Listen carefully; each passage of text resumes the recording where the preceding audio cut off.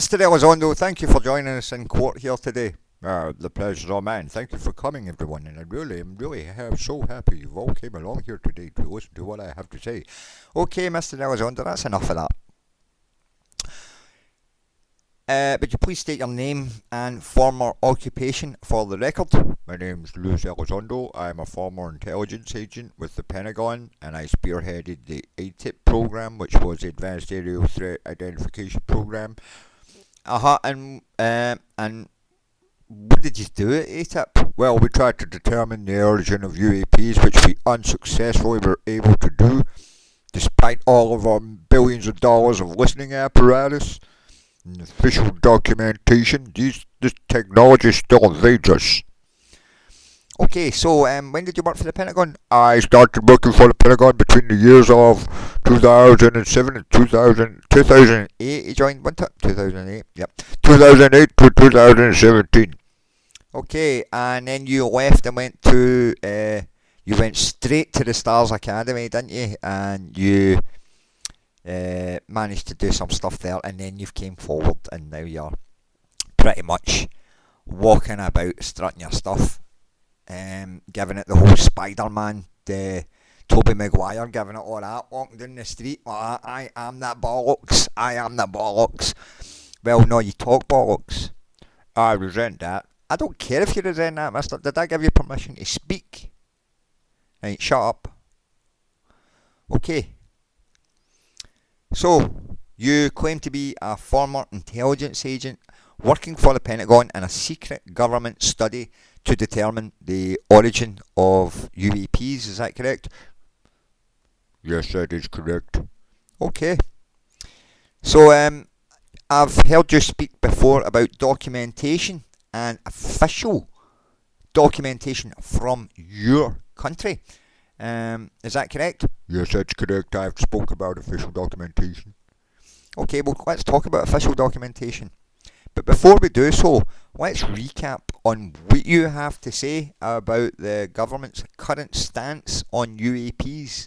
So, you previously testified that the Pentagon / government / executive branch and executive branch and legislative branch are all still trying to determine the origin of UAPs currently, today, right now. Is that correct? Yes, that is correct. Okay. So here we are in 2022. It's now May the 18th, 2022. Is that correct? Yes, that is correct. Okay. So let's rewind a little bit. So going back to when you first joined ATIP, what year was that again? 2008. Okay, that was 2008. How many years was that after 1999? That was 9 years. That is correct. So, can you please tell me what part of NASA failed to notify you over the course of that 7 years? So NASA hadn't provided any information that could have assisted ATIP with their investigations to determine the origin of UAPs. NASA never provided us with anything. They're still looking for ET as much as we are, and we can't find them. Okay. So, basically what you're saying is that between the years of 2007 and 2017, there was a secret Pentagon study to try and determine the origin of UAPs, but unfortunately that multi-million dollar effort went completely unfruitful for you. Yes, that is correct. We never were able to determine the origin of UAPs. It's still a mystery. They're still evading us with all of their technology, and we can't find them with all our billions of dollars of apparatus. Right, okay. So, the current state of play is that you're still trying to determine the origin of UFOs. Yes or no? Yes. Okay, so you're still trying to determine the origin of UFOs right now, here, today. That is correct. Okay, Lewis. I would like to now introduce some documentation let me just rephrase that. Official documentation from your country, which shows that you are a Jabberwocky. Jabberwocky walking, that's what you are, Lewis. And now that we've got you here on the stand, let's roll up exhibit number 1, defence exhibit number 1. I'd like to introduce and publish that now. Is that okay, Your Honour? Yes. Okay. So, defence exhibit 1. Can you please explain to the jury what it is you're looking at? Well, I don't know if it's Russian, or if it's Chinese, or if it's amalgamation of both. Okay, Louis. Right, so far so good. And do you know when this photograph was taken, Mr. Elizondo? No, I haven't seen those official documentational records. Well, this was taken on December the 25th, 1999. Okay, and you do realise what a big problem that now causes for you and your little story and your testimony.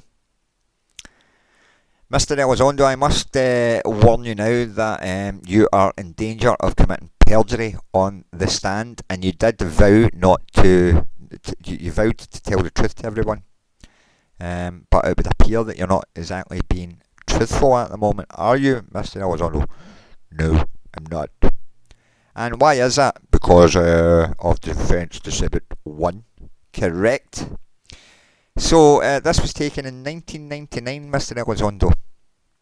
A full 8 years before ATIP was established. And could you please explain to me why NASA are not sharing this information with the rest of the DoD and the Pentagon, and yourself, especially when they're spending all that money trying to determine the origin of UAPs? Could you please explain why NASA can't just send an email with these attachments? It would have saved you 22 million. 22 million was just a number they pulled out of a hat to make it look good. Okay, so they never really spent that money. No, they did not. And what did you really do at the Pentagon for 8 years? I put my feet up and did fuck all. Correct. Oh, and I wore a blindfold. Correct. That would be right. And all the keys were removed from your keyboard, so you couldn't use a computer to do a Google search on NASA frames from the STS-103 mission. Is that correct? No, that's incorrect. Oh, what do you mean? Oh, I had the ability to Google it any time, but we chose not to. Okay, so before we wrap up here today, Mr. Elizondo, I would just like to ask as well how you think it's possible that today, in this day and age of 2022, how is it possible that a lone researcher from Scotland could go on to not only discover aliens but back engineer their technology? Meanwhile, NASA are still trying to determine the origin of UAPs. Can you explain that? No, I cannot. No, you can't, can you? And what does this Exhibit A have to say about your little testimony?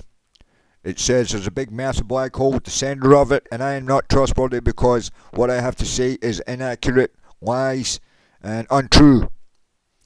That would be correct, Mr. Elizondo. So your claims are now obsolete and have passed their sell-by date, and the official documentation has shown that what you have to say is null and void.